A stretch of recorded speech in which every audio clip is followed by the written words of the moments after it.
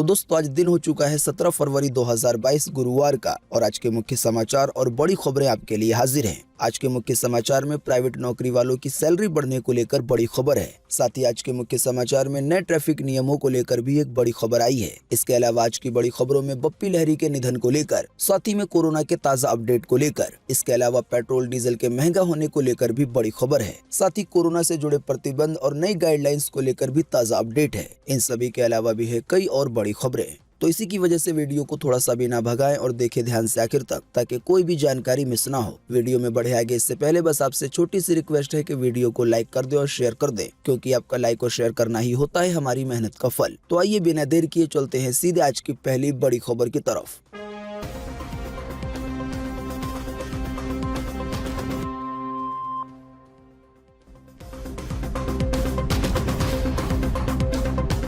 Corona के बीच आई अच्छी खबर। इस साल 10% तक बढ़ सकती है नौकरी करने वालों की सैलरी। जी हां, देश का प्राइवेट सेक्टर अब कोरोना महामारी की मार से उभरने लगा है। इसी का नतीजा है कि इस साल सैलरी में औसतन 9% की बढ़ोतरी होगी। ताजा जानकारी के मुताबिक भारतीय कंपनियों द्वारा 9%, 9% का इंक्रीमेंट देने का अनुमान है, जो सन 2016 के बाद सबसे ज्यादा है। भारत में तो औसतन सैलरी पे 10% की बढ़ोतरी का अनुमान है, जबकि रूस और चाइना में ये दर 6% के आसपास है। इसी तरह से ब्राजील में केवल 5% है, यानी कि ब्राजील में केवल 5% सैलरी बढ़ेगी।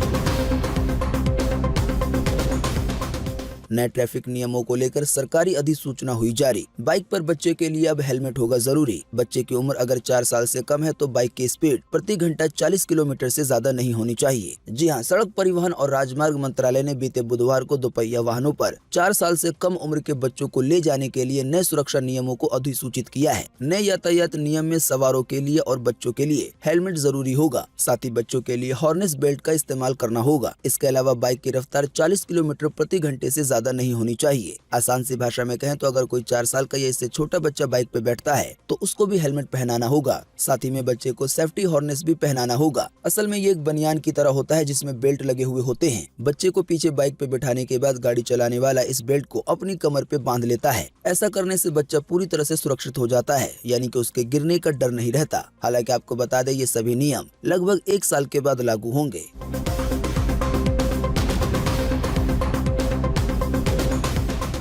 मेक्सिको में देखने को मिली हैरान कर देने वाली घटना। पक्षियों का एक झुंड अचानक जमीन पे गिर गया। कई पक्षियों की हो गई मौत। इसका एक वीडियो आया है सामने, जिसकी एक छोटी सी झलक आप देख सकते हैं अपनी स्क्रीन पर। जी हां, उत्तरी अमेरिका से एक हैरान कर देने वाला वीडियो सामने आया है। यहाँ मैक्सिको के क्वाउटेमेक शहर में पक्षियों का एक झुंड आसमान से अचानक जमीन पे आ गिरा। झुंड में सैकड़ों पीले सिर वाले ब्लैक बर्ड शामिल थे। इनमें कई परिंदों की मौत हो गई। जानकारी के मुताबिक ये घटना बीते 7 फरवरी की बताई जा रही है। अब इसका वीडियो सोशल मीडिया पे बड़ी तेजी से वायरल हो रहा है। अकेले ट्विटर पर ही इसे 14 लाख बार देखा जा चुका है। कई लोग इस घटना के लिए पोल्यूशन और 5G टेक्नोलॉजी को जिम्मेदार बता रहे हैं। हालांकि बर्ड एक्सपर्ट्स के मुताबिक घटना की वजह ये भी हो सकती है कि पेरेग्रीन या बाज जैसे किसी बड़े पक्षी ने इनके शिकार की कोशिश की हो और इसी की वजह से ये जमीन पे आ गिरे। हालांकि ये शिकार वाली बात भी सही से हजम नहीं होती, क्योंकि कई सारे पक्षी नीचे आने के बाद गिरते ही मर गए।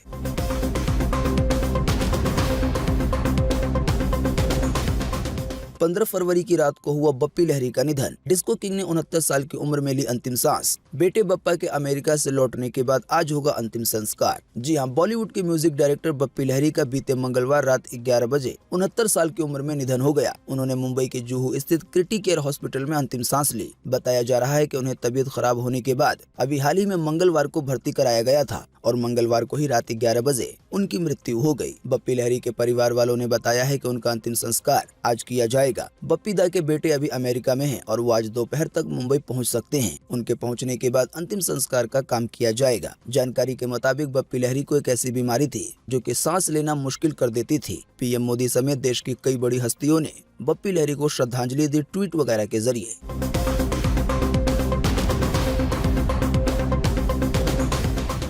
एक हफ्ते की गिरावट के बाद कोरोना के मामले फिर बढ़े। केंद्र सरकार ने राज्य की सरकारों को जारी की चेतावनी, कहा कोरोना से जुड़े बैन हटाने से पहले सही से समीक्षा करें। जी हां, कोरोना के नए आने वाले मामले लगातार एक हफ्ते कम होने के बाद एक बार फिर से इसमें बढ़ोतरी देखने को मिली है। इसी की वजह से केंद्र यानी कि भारत सरकार ने बीते रोज राज्य की सरकारों को एक लेटर लिखा और ये चेतावनी दी कि कोरोना से जुड़े जो भी नियम, जो भी प्रतिबंध हैं, उसको हटाने से पहले सही से जांच परख कर लें, यानी कि सही से समीक्षा करने के बाद ही बैन वगैरह हटाएं, चाहे वो नाइट कर्फ्यू है या लॉकडाउन वगैरह है या दूसरे तरह के प्रतिबंध हैं। ताज़ा जानकारी में ये भी खबर दी गई है कि 2 दिन के बाद मौतों का आंकड़ा भी बढ़ा है। साथ ही में एक और महत्वपूर्ण जानकारी के तहत आपको बता दें कि एक बार फिर से हमारे देश समेत दुनिया के कई देशों में कोरोना के मामले बढ़ सकते हैं, क्योंकि लोगों को परेशान करने कोरोना का एक और नया वेरिएंट आ गया है। इसकी ज्यादा जानकारी देखें अगली खबर में।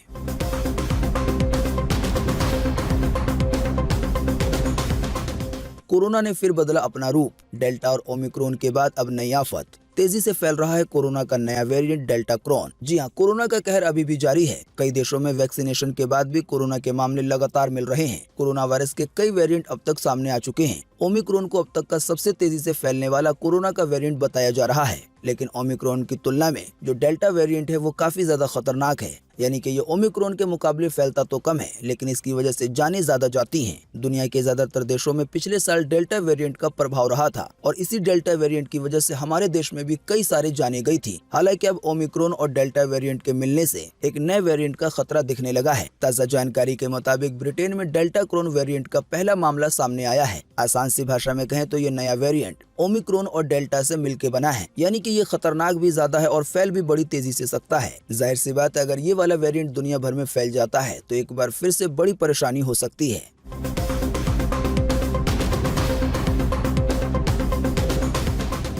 अपने देश में एक बार फिर से मिले 30,000 से ज्यादा नए मामले कोरोना वायरस के। इसी दौरान 510 से ज्यादा लोगों ने गंवाई है अपनी जान। जी हां, बीते रोज लगभग 24 घंटे में एक बार फिर से 30,000 से ज्यादा नए मरीज मिले हैं कोरोना वायरस के। इन नए मरीजों के मिलने के बाद अब भारत में कोरोना वायरस के टोटल मरीजों की संख्या 4,27,23,558 हो गई है। साथ ही में आपको बता दें, इन टोटल मरीजों में से अभी तक 5,09,872 लोगों की जान जा चुकी है। जब से अपने देश में कोरोना की शुरुआत हुई है तब से लेकर अब तक। साथ ही में आपको बताते चले कि बीते रोज भी लगभग 24 घंटे में 510 से ज्यादा लोगों ने अपनी जान गंवाई है कोरोना की वजह से। हाँ, लेकिन अच्छी बात ये रही कि बीते रोज लगभग 24 घंटे में 82,000 से ज्यादा लोग ठीक भी हुए हैं। ठीक होने वाले टोटल लोगों की संख्या अब 4,18,43,446 हो गई है, यानी कि इतने सारे लोग टोटल मरीजों में से ठीक हो चुके हैं। बाकी इसके अलावा जो लोग बचे हैं, जिन लोगों का अभी भी इलाज चल रहा है, उनकी संख्या अब हमारे भारत में 3,70,240 हो गई है।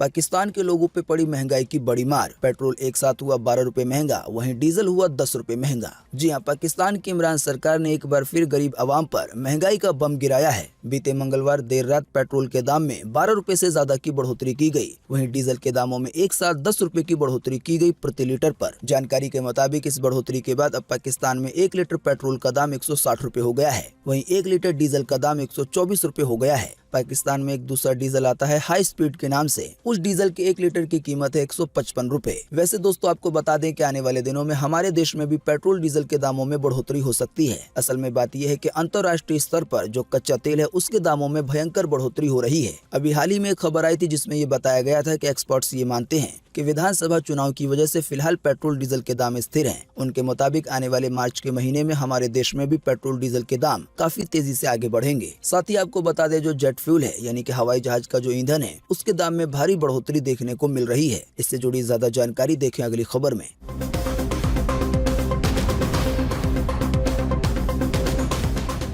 ऑल टाइम हाई रेट पर है जेट फ्यूल इंजन के दाम। एटीएम यानी कि हवाई जहाज के ईंधन की कीमतों में हुई है 5.2% की बढ़ोतरी। जी हां, अंतर्राष्ट्रीय स्तर पर तेल की कीमतों में तेजी के अनुरूप जेट फ्यूल की कीमत में भी आग लगी हुई है। ताजा जानकारी के मुताबिक अभी हाल ही में बीते बुधवार को हवाई जहाज की ईंधन की कीमत में 5.2% की बढ़ोतरी की गई है। साथ ही में आपको बता दें, केवल 2 महीने में 4 बार दाम बढ़ चुके हैं। जाहिर बात है, इसकी वजह से आने वाले दिनों में हवाई जहाज का किराया वगैरह महंगा हो सकता है।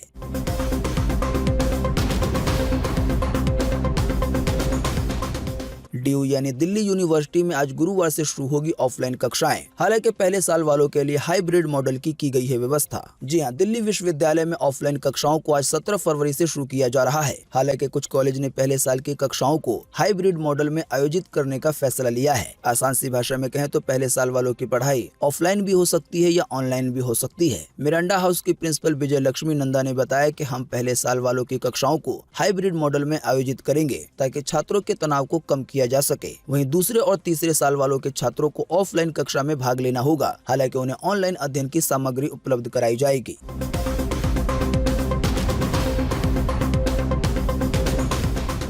उत्तराखंड में नाइट कर्फ्यू हुआ खत्म। 1 मार्च से खुलेंगे आंगनबाड़ी केंद्र। आइए बताएं नई गाइडलाइंस के बारे में। जी हां, कोरोना संक्रमण के मामलों में आई कमी को देखते हुए अब उत्तराखंड में नाइट कर्फ्यू को खत्म कर दिया गया है। साथ ही में राज्य में 1 मार्च से आंगनबाड़ी केंद्रों को खोला जाएगा। प्रशासन की ओर से जारी SOP के अनुसार कुछ रियायतें और दी गई हैं। हालांकि कुछ प्रतिबंध अभी भी जारी रहेंगे। ताज़ा जानकारी के मुताबिक gym, shopping mall, cinema hall, spa, salon, theatre, auditorium और सभा कक्ष या इसी तरह की जो भी चीजें हैं अब वो पूरी क्षमता के साथ पहले की तरह खुल सकेंगी। हालांकि उत्तराखंड में स्विमिंग पूल और वाटर पार्क अभी भी 28 फरवरी तक बंद रहेंगे। साथ ही में राजनीतिक रैली और धरना प्रदर्शन पर भी 28 फरवरी तक प्रतिबंध रहेगा। तो इन दोनों चीजों को छोड़कर लगभग सभी मामले पहले की तरह हो जाएंगे।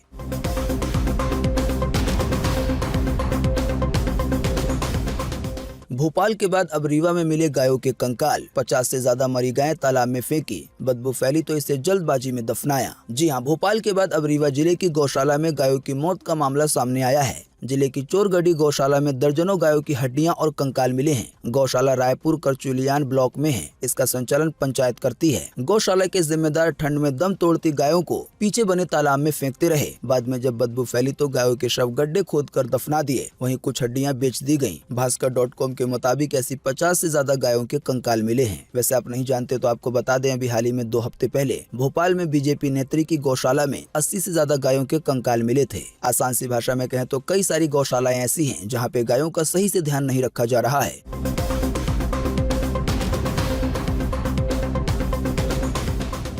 कर्नाटका में कॉलेज खुलने पर बुर्का पहनकर पहुंची मुस्लिम छात्राएं। विवाद की आशंका को देखते हुए बड़ी तादाद में सुरक्षा बलों की गई है तैनाती। जी हां, कर्नाटका में बीते बुधवार को प्री यूनिवर्सिटी कॉलेज और डिग्री कॉलेज खुले तो हिजाब विवाद बुर्का तक पहुंचता नजर आया। कर्नाटका के कई जिलों में बुर्का पहन के बड़ी संख्या में छात्राएं कॉलेज पहुंची। हालांकि किसी भी छात्रा को कॉलेज के अंदर जाने नहीं दिया गया। राज्य सरकार ने साफ कर दिया है कि सभी को कोर्ट के अंतरिम आदेश का पालन करना ही होगा। असल में अभी हाल ही में हाईकोर्ट की तरफ से ये बात कही गई थी कि जब तक इस मामले पर अंतिम फैसला न आ जाए तब तक कोई भी धार्मिक कपड़े पहन के कॉलेज वगैरह में नहीं जाएगा। फिलहाल अभी भी हिजाब विवाद मामले पे सुनवाई चल रही है।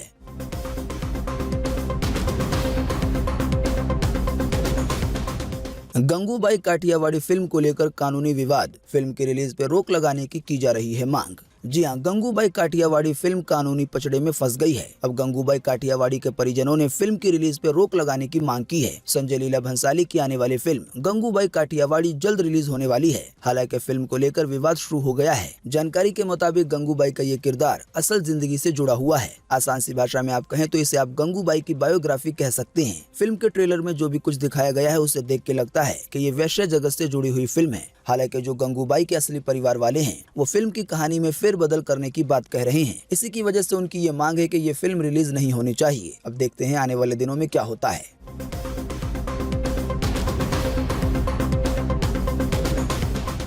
एक और बैंक है बड़ी मुश्किल में। ताजा जानकारी के मुताबिक मंथा अर्बन कोऑपरेटिव बैंक का लाइसेंस हुआ कैंसिल। RBI ने कहा बैंक की फाइनेंशियल कंडीशन ठीक नहीं है। जी हां, भारतीय रिजर्व बैंक ने मंथा अर्बन कोऑपरेटिव बैंक महाराष्ट्र का लाइसेंस कैंसिल कर दिया है। उसकी कमजोर वित्तीय स्थिति का हवाला देते हुए RBI ने लाइसेंस को कैंसिल किया है। RBI के इस आदेश के बाद बैंकों को अपना कारोबार बंद करना होगा। साथ ही आपको बता दें, जिन भी लोगों का इसमें खाता था तो उन्हें ज्यादा से ज्यादा 5 लाख रुपए दिया जाएगा।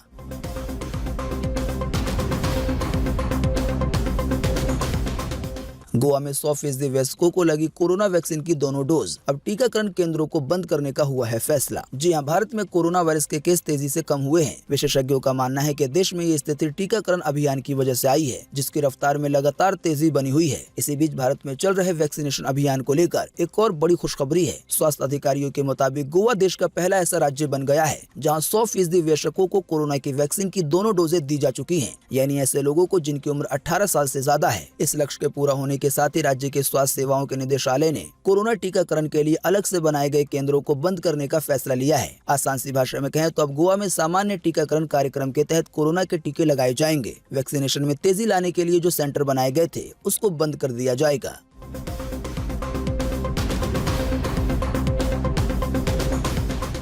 कुशीनगर में बीते रोज हुआ बड़ा हादसा। मांगलिक कार्यक्रम के दौरान कुएं में गिरे 30 लोग, 9 बच्चों समेत 13 लोगों की हुई मौत। जी हां, उत्तर प्रदेश के गोरखपुर के कुशीनगर के नेबुआ नौरंगिया थाना क्षेत्र के नौरंगिया गांव में बीते बुधवार रात करीब 10 बजे कुएं पे रखा स्लैब टूटकर गिर गया। इस पे काफी सारे बच्चे और बड़े बैठे हुए थे, वो भी लोग कुएं के अंदर चले गए। जानकारी के मुताबिक कई सारे लोग घायल हुए तो लगभग 13 लोगों की जान चली गई। इसमें बच्चे बच्ची समेत बड़े लोग भी शामिल हैं। जानकारी के मुताबिक घटना के समय सभी लोग परिवार में हल्दी की रस्म के उत्सव में चल रहा डांस देख रहे थे। दोस्तों, अगली खबर के बारे में बताने से पहले आपके लिए एक बड़ा सर्वे और एक बड़ा सवाल। अगर आप इसमें हिस्सा लेंगे और इसका जवाब देंगे तो इससे काफी कुछ पता चलेगा। दोस्तों, जैसा कि अभी हमने आपको थोड़ी देर पहले बताया कि पाकिस्तान में एक ही साथ पेट्रोल के दाम में 12 रुपए से ज्यादा और डीजल के दाम में 10 रुपए तक की बढ़ोतरी की गई है। तो दोस्तों, इसी के बीच आपको इसी वीडियो के नीचे कमेंट बॉक्स में कमेंट करके बताना है कि महंगाई भारत में ज्यादा है या पाकिस्तान में। तो फटाफट से आप अपना जवाब इसी वीडियो के नीचे कमेंट बॉक्स में लिख डालिए। आपके दिए हुए जवाब से काफी कुछ पता चलता है।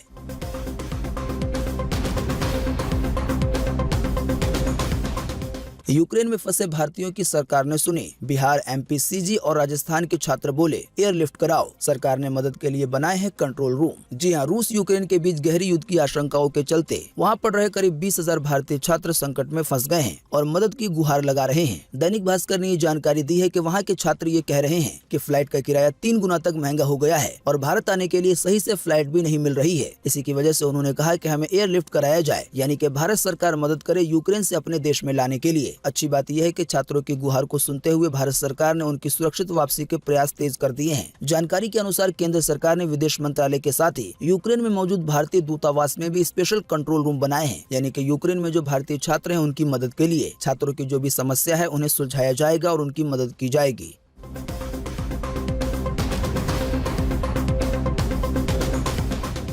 आज 17 फरवरी को पूरे देश में ये रहेगा मौसम का हाल। मौसम विभाग ने जारी किया है मौसम का पूर्वानुमान। जी हां, मौसम विभाग के अनुसार अगले 24 घंटे के दौरान अंडमान निकोबार द्वीप समूह में गरज के साथ हल्की से मध्यम बारिश हो सकती है। कई स्थानों पे भारी बारिश की भी संभावना जताई गई है। इसके अलावा गिलगित बल्टिस्तान में, मुजफ्फराबाद में, लद्दाख में और जम्मू कश्मीर के भी कुछ जगहों पर हल्की बारिश और बर्फबारी की संभावना है। इसके अलावा तमिलनाडु के दक्षिणी हिस्सों में और केरल के भी कुछ हिस्सों में हल्की बारिश की संभावना जताई गई है आज के लिए। इसके अलावा विदर्भ और आसपास के इलाकों में बादल छाए रहने की संभावना है। कहीं कहीं पे हल्की बारिश हो सकती है। अभी हमने आपको जिन भी शहरों या जिन भी राज्यों के नाम बताए उसको छोड़कर पूरे देश में मौसम सूखा बना रहेगा। मौसम की ये जानकारी थी स्काईमेट वेदर की तरफ से।